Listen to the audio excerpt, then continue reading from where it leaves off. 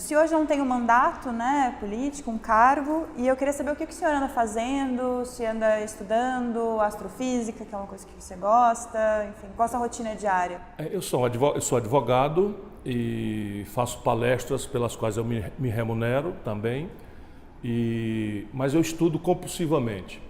Há coisas que eu estudo por dever de ofício, o Brasil, né, as conjunturas, as evoluções dos indicadores, os números, as prospecções, enfim, me mantenho permanentemente atualizado dos movimentos. Praticamente passo 3, 4 dias em casa, por 12, 10 fora de casa, atendendo a convites de palestras. Eu me remunero com instituições privadas e não cobro para estudantes, sindicatos, enfim, e procuro, num certo ambiente, fazer a compreensão do que está acontecendo com o Brasil e, a partir da denúncia dos problemas, formular estratégias, caminhos alternativos, que eu tenho um convencimento muito forte. E nas horas vagas, evidentemente, eu continuo especulando sobre cosmologia, astrofísica, que são níveis, assim, limites do conhecimento humano que mexem muito com a minha cabeça. O senhor estava falando que o Lula foi, né, eleito na quarta eleição, na quarta campanha. O senhor pode ser que tenha a quarta campanha em 2022. Como que está essas ideias de campanha para daqui a, né, já são 3 anos? Tem alguma coisa desenhada? Essas viagens fazem parte de uma tentativa de manter o seu nome nessa arena política?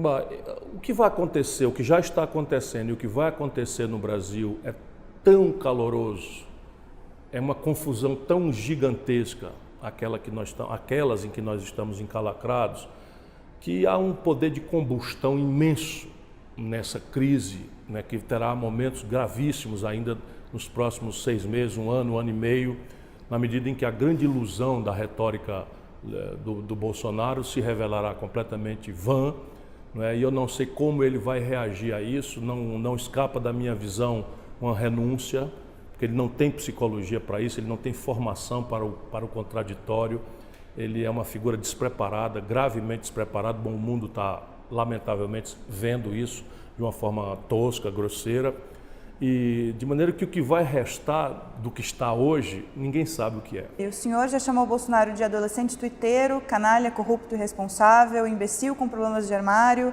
fascista e, mais recentemente, de um verdadeiro macaco em casa de louça, por causa das tensões internacionais causadas pelas declarações dele, né, contra o Macron e a Bachelet.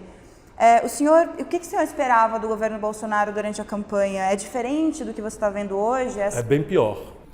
E eu imaginava que, uma vez eleito e muito despreparado, como eu sempre soube que ele era, o Bolsonaro ia fazer um esforço, né, dentro dessa engrenagem da presidência da República, de acionar a inteligência, a reflexão, para poder minimizar os erros, atenuar seu leque de preparo, de treinamento.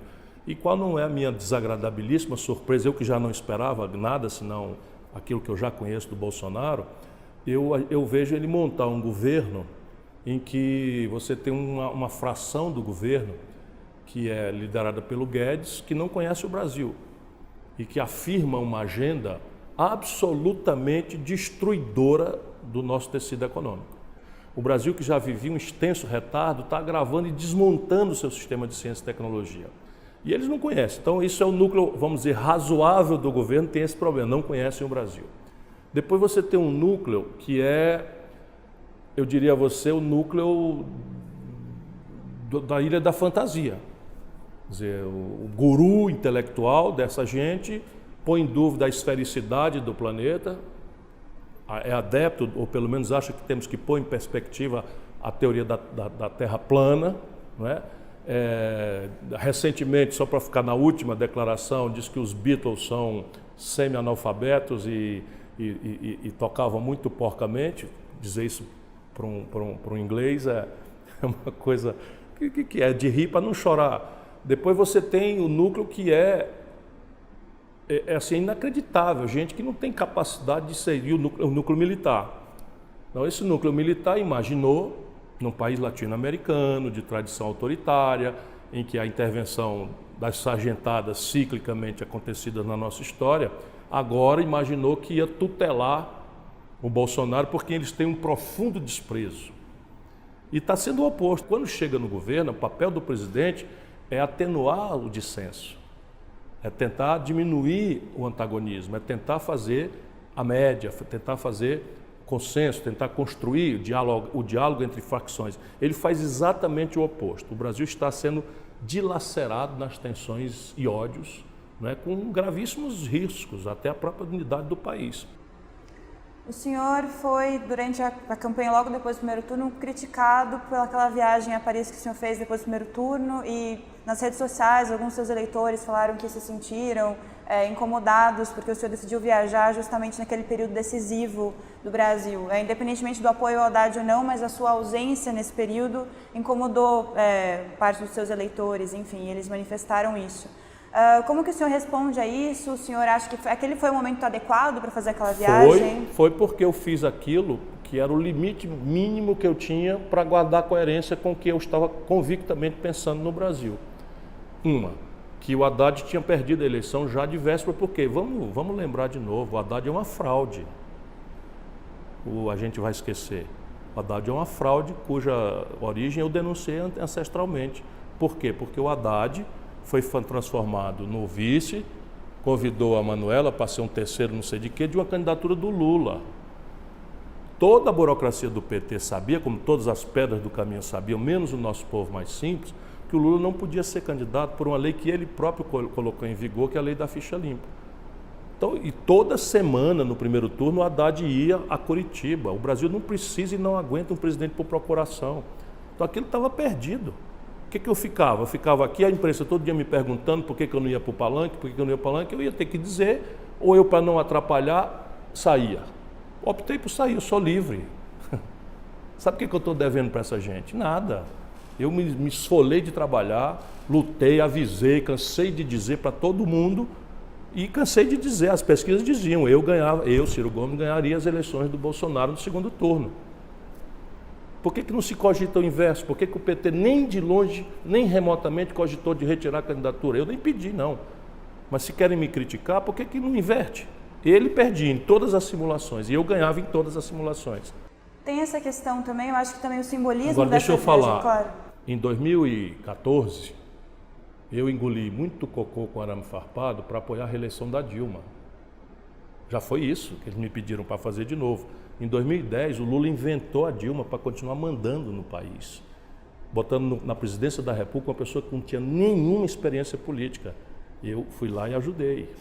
Em 2006, eu tirei minha candidatura e apoiei o Lula na reeleição dele. E não era trivial não, porque havia o escândalo do mensalão. Essa petezada agressiva agora frouxou toda, correu todo mundo embora. E eu é que estava 6h30 da manhã, todo dia, para esconjurar esse golpe. Não é? Em 2002, eu apoiei o Lula no segundo turno.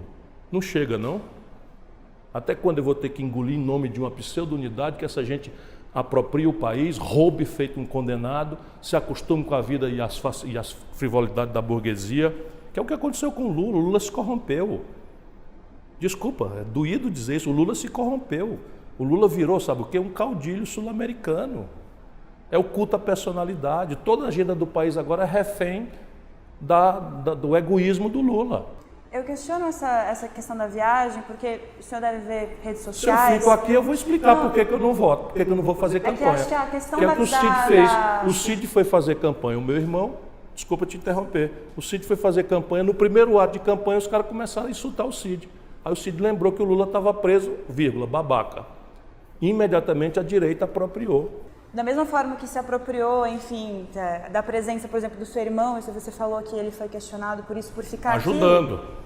O senhor foi para Paris e essa viagem à Europa também foi apropriada como, volta e meia nas redes sociais, isso volta, você não estava em Paris, Ciro voltou de Paris. Isso foi, de alguma forma, criou-se um bordão em torno disso. Acho que é por isso uma pergunta. O senhor talvez se arrepende de ter escolhido esse destino ou não ter ficado no Brasil? Não, eu nem fui para Paris, na verdade. Eu aceito para argumentar, para não explicar, que eu fui fazer uma viagem, fui para Portugal, porque sai de Fortaleza, a passagem é mais barata, classe econômica. Mas, enfim, fui para Paris. Por que eu fui para Paris? Porque eu estou solto. Sabe, eu sou livre, eu estou na plenitude das minhas franquias cidadãs. E eu não sou obrigado a apoiar ladrão. Eu não sou obrigado a apoiar quadrilha. Não interessa. Espera aí um pouquinho, o nosso povo feito de idiota, pensa que o nosso povo é ignorante. Eu aposto na inteligência do povo. É uma explicação simples. E vocês, jornalistas, arbitrem. Se for verdade o que eu estou falando, é uma fuga dessa petezada maluca, que é a coisa igual ao Bolsonaro. Bolsonaro diz as maiores loucuras, os fanáticos dele relativizam e defendem. O PT faz as maiores aberrações, os fanáticos dele relativizam e defendem. Eu não tenho nada com isso. Já estava perdido, de alguma forma, essa eleição? Eu sei convictamente que estava e tenho todos os números de todos os institutos de pesquisa demonstrando isso. Antes, não é depois não. Antes estava tudo evidente. E eu já sabia disso. O que é que eles queriam, na verdade? Queriam me associar na derrota. Isso é o que eles queriam, porque eles não pensam no Brasil. Tem o menor compromisso com o nosso povo. Eles só pensam na organização deles. E pior, para roubar. Mas te associar na derrota, olha aqui, de que forma? Te associar na me derrota, associar, porque se eu assumo ostensivamente o apoio ao Haddad, estaria junto com ele derrotado. Isso é o que eles queriam. Essa é a questão. Simples assim. O senhor falou da frase Lula está preso babaca. Em fevereiro, durante um discurso na Bienal da Uni, se eu não me engano, o senhor criticou os jovens por defenderem os políticos envolvidos em corrupção. Eu critiquei os jovens? O senhor falou que vocês defendem os políticos que são envolvidos. Aquele grupinho que estava ali. Então não é os jovens. Os jovens, a eles eu estou dedicado. O pequeno grupo que estava lá. O pequeno grupo que estava na Uni. É muito constrangedor você ser jovem, a essa altura da vida, num país como o nosso, e obrigar essa garotada a defender corrupção e ladroeira. Ou o Palocci é do PV, o Palocci é da Rede. O Palocci é do PT. Acho que a minha pergunta seria a seguinte: o Haddad, com o suporte do Lula, ele teve 29% dos votos no primeiro turno. O senhor não acha que com essa postura, o senhor intensifica a divisão da esquerda e favorece a direita de alguma forma? Pelo menos por Quem disse que esse PT é a esquerda? Pergunta muito simples: o que é ser de esquerda? Olha aqui, eles governaram o Brasil 14 anos. Nós temos o sistema tributário mais regressivo do planeta Terra. Que o inglês fique sabendo que o imposto aqui sobre lucros e dividendos empresariais não existe. Só no Brasil e na pequena Estônia do leste da Europa não tem esse imposto. Onde é que está o esquerdismo? O que é que está? O Brasil tinha 30% do PIB industrial, hoje é 11%. O Brasil tem a maior crise de endividamento das famílias e das empresas da história. Isso tudo foi política do Lula e da Dilma. Isso não tem nada de esquerda, isso é populismo, isso é caudilismo, isso é culto à personalidade. Se o senhor pudesse colocar, então, de alguma forma, o PT, em que lugar ele se encaixaria? No Brasil é tudo fraude. Então, o PT é um partido de centro-direita, na prática. Por quê? Porque aplicou o neoliberalismo e tentou humanizá-lo. Não tem nenhuma percepção de estratégia de desenvolvimento, nenhuma, tanto que a indústria brasileira era 30% do PIB no ano 80 e hoje é 11%. São números, pelo amor de Deus, vamos tentar usar a inteligência para a gente se proteger dessas loucuras. Então o Bolsonaro, um fascista, um projetozinho de Hitler tropical, burro que só uma porta, se afirma de centro. O Bolsonaro é ultradireita. E não é tão ultradireita porque nem liberal é. É um fascista. E o senhor? Eu sou de centro-esquerda a vida inteira. A gente está falando ainda sobre esquerda. Eu acho que foi nessa última segunda foi lançado um manifesto em São Paulo, né? O Direito Já, para reorganizar a oposição. Eu acho que foram representantes de 16 partidos, integrantes de vários segmentos sociais que se reuniram ali, mas o PT não foi. Você é a favor dessa frente de esquerda e como que um representante deveria ser escolhido? A frente não é de esquerda. A frente é uma frente pela democracia. Eu acho que a pergunta é uma frente pela democracia, mas o senhor é a favor de uma frente de esquerda, de alguma forma, não? Não, eu acho que todas as tentativas do PT de anunciar uma frente de esquerda têm dois vícios. Primeiro, não há nenhuma intenção boa do PT de fazer frente esquerda. Eles querem subjugar o pensamento progressista ao pragmatismo deles e ao hegemonismo deles. Sem nenhuma visão de Brasil, porque podemos trazer essa discussão. Qual é a visão de Brasil do PT? Qual é a proposta? Qual é a matriz? Qual é o projeto para a gente poder refletir se isso é progressista, radical, progressista moderado, centrista e tal? Não tem esse projeto, nunca teve, nunca se debruçaram sobre isso. A outra segunda questão é que o Brasil não cabe na esquerda. O PT não entendeu nada do novo Brasil neopentecostal, evangélico. E como não tem proposta de esquerda nenhuma, se refugia no identitarismo. Então há uma imensa afinidade com as teses identitárias, como se a soma de interesses identitários desse interesse nacional. Isso não existe. O que acontece é o seguinte, por que o Crivella, em pleno século XXI, não só é o prefeito do Rio de Janeiro, já devíamos parar um pouco para pensar. Aliás, lá atrás com o apoio do PT, aliás, foi ministro da Dilma, não é? Por que o Crivella se lança numa cruzada contra um livro, em plena Bienal do Livro? Você acha que ele é burro? É que ele está desmoralizado como prefeito, sabe? As tarefas de prefeito, ele está desmoralizado. Então o que ele está fazendo? Está indo para a questão identitária, para mudar na cabeça do povo o julgamento de uma administração ruinosa para o paladino da defesa da moral e dos bons costumes. É algo semelhante ao que o governo Bolsonaro faz? Rigorosamente a mesma matriz, eles estão todos imitando. O Bolsonaro foi orientado pelo Bannon, que veio dos Estados Unidos a serviço do Trump para cooptar o Brasil através da compra do nosso presidente, da presidência da República do Brasil. E você acha que o PT faz algo semelhante de uma outra... Rigorosamente a mesma coisa. Quantos votos teve a candidata a governadora do Rio de Janeiro nas eleições próximas passadas? Você tem ideia, não? O Rio de Janeiro é a maior concentração de artistas por quilômetro quadrado, intelectuais, engenheiros do Brasil. É a sede da Globo, é a sede da ABI, é a sede enfim, de tudo que é progressista, enfim. Sabe quantos por cento o PT tirou? Lá, 2%. Porque a Márcia Tiburi, que é uma figura respeitável, queridíssima e tal, a Márcia Tiburi faz a apologia do cu na televisão. Eu tenho até vergonha de citar, e isso não quer dizer que não haja uma grande interessante questão nesta tese da Márcia Tiburi, mas foi o que dominou o debate no Rio de Janeiro. Você quer uma governadora que faz a apologia? Então essas questões identitárias, então PT e Bolsonaro fariam, ou o governo... São rigorosamente as duas faces da mesma moeda. Você vê agora, o Bolsonaro está em crise de popularidade. Então, se vocês falarem mal de mim, o PT vai voltar.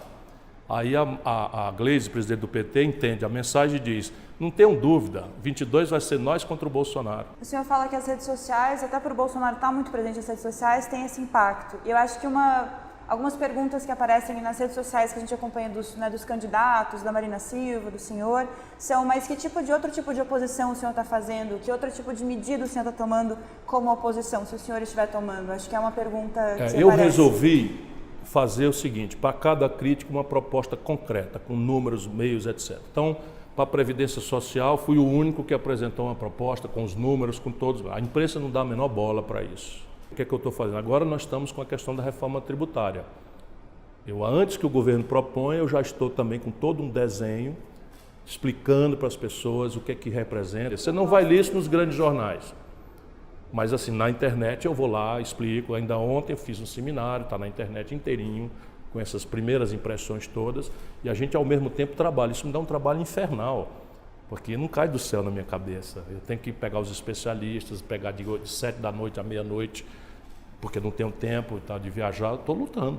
Então desenvolver as propostas para levar essas propostas diretamente ao Congresso. Eu tenho uma proposta com começo, meio e fim de um projeto nacional de desenvolvimento, inclusive comprometido com a transição.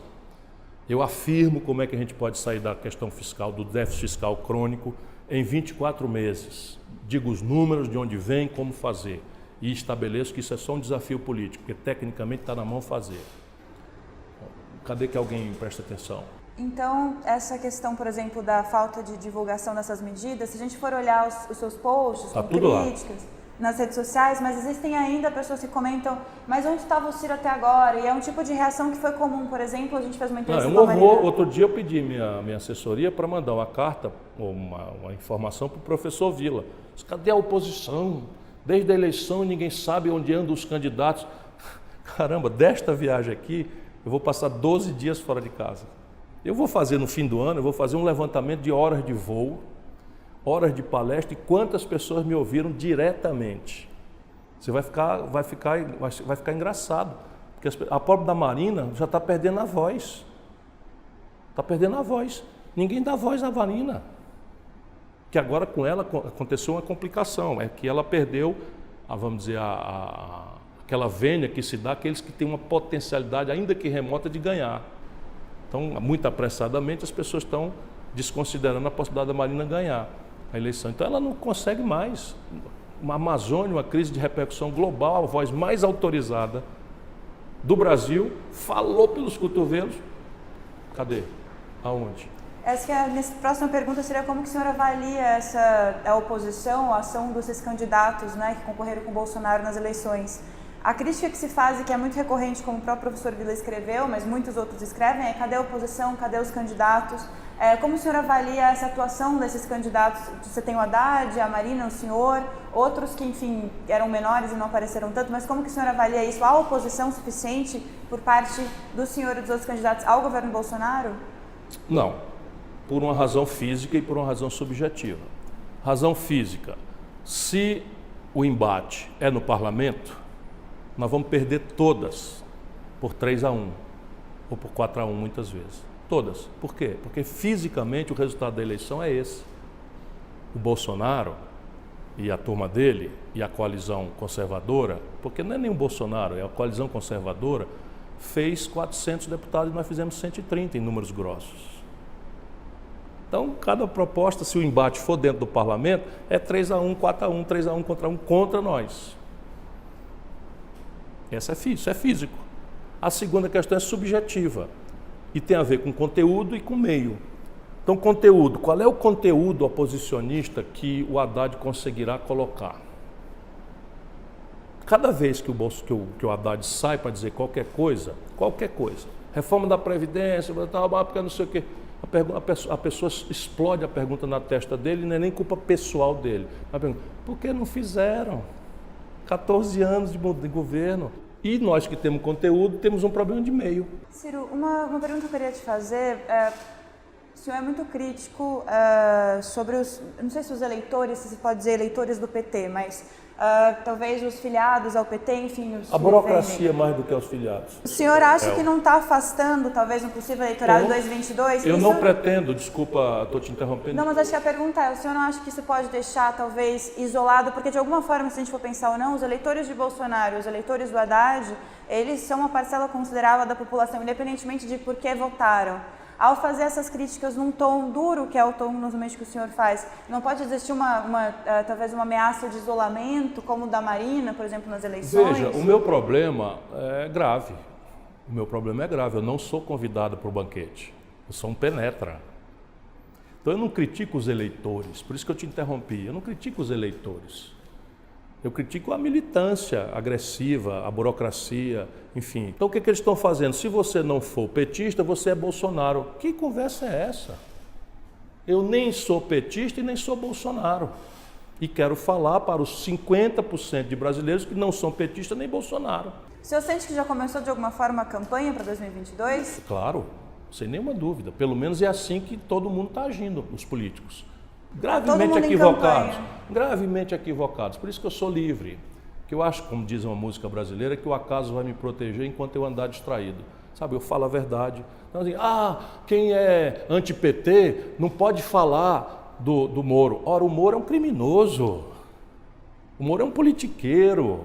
O Moro passou de qualquer limite do razoável. Eu sou um profissional do direito, sou professor de direito. Então nesse caso você está contra o Moro, está a favor do PT? Não, se tem um brasileiro que sabe que o Lula não tem nada de inocente, sou eu. Olha como é difícil a minha vida. O senhor encontrou o Haddad agora no começo, foi agora no final de agosto, né? Veja, de novo. O senhor foi abraçado, fora a foto de abraçado? Nós somos amigos há muitos anos. Estou dizendo que eu apoiei ele em 2000. Tem uma relação ótima. E assim, a minha dureza com o Haddad é porque ele se prestou a um papel de fraude. Isso eu vou dizer com todos os S's e R's. E que ele na campanha se comprometeu com a autonomia do Banco Central, se comprometeu com um movimento autoritário, golpista de uma constituinte, porque o Lula mandou ele falar isso. Eu cobrei disso, ninguém entendeu nada no debate, eu cobrei só porque nós temos valores. Haddad, que história é essa que está no teu programa de uma constituinte? Ele disse, não, foi o Lula que mandou botar. Ele disse assim, quase igual com as palavras que eu estou dizendo. Então esse é um problema. Qual é o problema do Haddad? Você vê o que diabo é falsidade e falta de comprometimento. Estava ali acontecendo um festival que eu prestigiei a vida inteira, Festival do Cinema do Ceará. Virou um happening importante para os cinéfilos como eu. Então eu fui lá assistir o filme, um filme cearense, muito premiado, com a Fernanda Montenegro, que é uma querida amiga há mais de 30 anos, e tal, fui assistir. Marcaram para 7, eu cheguei às 7. Aí queriam que eu furasse a fila, eu fiquei na fila. Eu sou assim, fiquei na fila quase 40 minutos e tal, porque lá no Ceará as pessoas sabem que eu não furo fila. cheguei na minha hora, sentei lá, quando apagou a luz, que não sei o que, entrou o Haddad com um aparato de fotógrafo e uma claque e tal, e tudo bem, Lula livre, Lula não sei o que e tal, lá, abraçamos, não sei o que e tal, ficou ali, ouviu 2 discursos do não sei o que e tal, apagou a luz, ele saiu fininho e foi embora.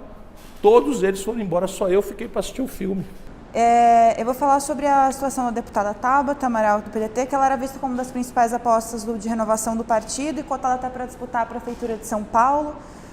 Mas depois que ela votou a favor da reforma da Previdência, sua relação com o PDT e com o senhor foi se desgastando a olhos vistos, enfim. Ela foi inclusive suspensa da sigla. O senhor ainda conversa com a deputada? Como que vê a atuação dela hoje? Eu não me nego a conversar com ninguém, mas nunca mais houve ocasião para conversarmos. A última vez que nós falamos foi ao telefone, em que eu tentei paternalmente, porque eu que recrutei a Tabata, eu que abonei a ficha dela, eu que estimulei ela a vir para o PDT, e eu sinto um desgosto muito grande. Eu nem quero comentar mais, não quero que ela seja feliz, mas é um desgosto muito grande para mim ver que a dupla militância dela pendeu para o lado conservador. E é só isso. A matriz de economia política que o Bolsonaro sancionou sem acreditar, que é a do Guedes, é neoliberal. E é um neoliberalismo intelectualmente mofado, porque a crise de 2008 já pediu a quem pensa isso seriamente para nuance. Então, como o Barack Obama reage estatizando o setor de seguros, o Trump está fazendo política industrial e de comércio exterior. E o senhor disse que vai virar o inferno porque ela fica porque vem aí a autonomia do Banco Central. Lá vai ela votar contra. Se for coerente com essa turma dela, vai votar. Aí vem aí a desvinculação do orçamento, que teoricamente você tendo assim, se você estivesse na Inglaterra, não faz muito sentido você estabelecer uma vinculação orçamentária, mas no Brasil você corta 300 milhões de reais e deixa 80 mil bolsistas do Sistema Nacional de Pesquisa, CNPq, sem receber a partir de setembro, e aumenta no mesmo dia, aumenta para 3 bilhões de reais o fundo de campanha dos partidos políticos.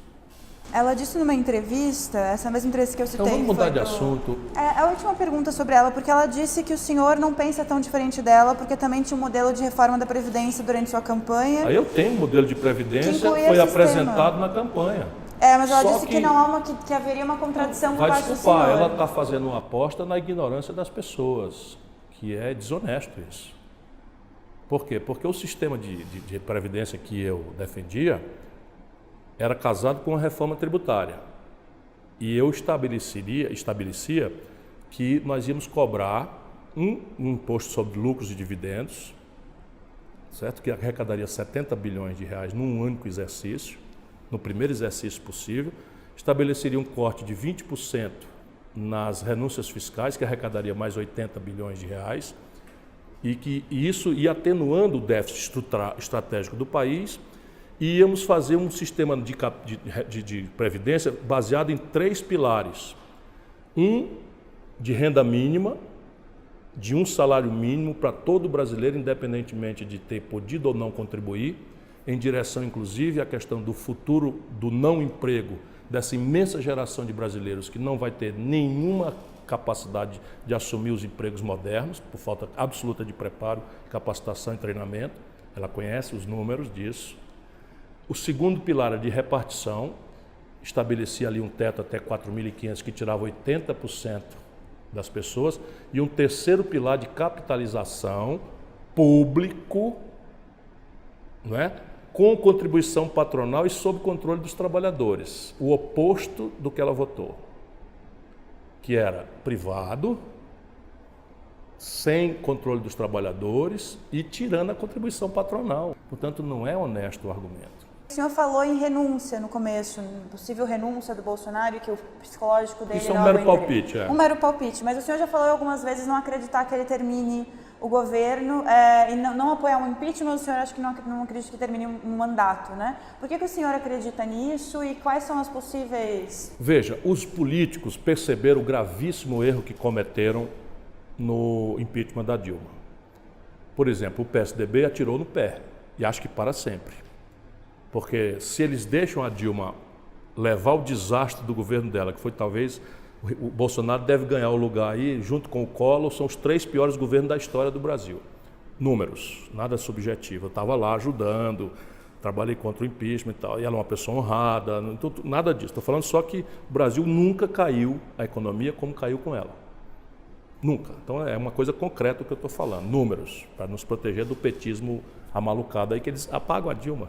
Eles esquecem que o Brasil caiu 3,5 pontos num ano, que a Dilma explodiu as renúncias fiscais em 84 bilhões de reais ou por ano e arrebentou as contas do país, que ela botou o Levi, que ela botou a taxa de juros em 14,5% de juros como resposta a uma crise tremenda que ela não entendeu nada, porque a origem era o fim do financiamento generoso das commodities brasileiras pelo estrangeiro, que sustentaram a farra consumista que o Lula promoveu, pagando isso com minério de ferro, petróleo, tudo muito caro. Na hora que os preços despencaram, esse modelo de consumismo populista morreu. Então, impeachment, as pessoas de alguma forma já entenderam... Então, eles entenderam que foi, porque se o PSDB deixa o tempo fluir, tinha que ganhar as eleições. Ao estabelecerem o clima de ódio, rancor, a sensação de golpe para muitos, predispôs o Brasil à negação da política e das suas linguagens, seus limites, seus ritos, e deu no que deu. Um fascistoide, como o Bolsonaro, completamente despreparado, que navegou nessa onda de ódio contra que caracterizou o país. Agora, todo mundo está vendo a mesma coisa. Se ele cometer um crime de responsabilidade doloso, não tem conversa, vai para o impeachment. Mas se não cometer, eu, por exemplo, não participarei de nenhum tipo de golpe contra o Bolsonaro. O governo é assim, se a gente elege ruim, a gente aguenta. E o presidencialismo, assim, aguenta por 4 anos. Se a gente elege um bom presidente, a gente recebe de volta o acerto do nosso voto. Isso tudo é pedagógico. E a gente tem que insistir nesse regime errado, que é o presidencialismo, mas o povo também optou pelo presidencialismo. Mas as energias que estão se acumulando são tão violentas, aquilo que eu te falei, vem por aí tanta confusão que eu não vejo como o sistema político vai conseguir absorver, e o próprio Bolsonaro. Então o filhinho dele, no momento em que eu lhe falo, está aí causando comoção, porque disse que dentro do ambiente democrático não é possível fazer as mudanças que o Brasil precisa.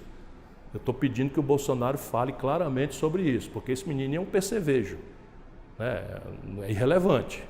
Fica lá nos problemas de mal amado dele, problema dele. Agora, se isso é o que pensa o Bolsonaro, a gente precisa dizer com clareza para o Bolsonaro que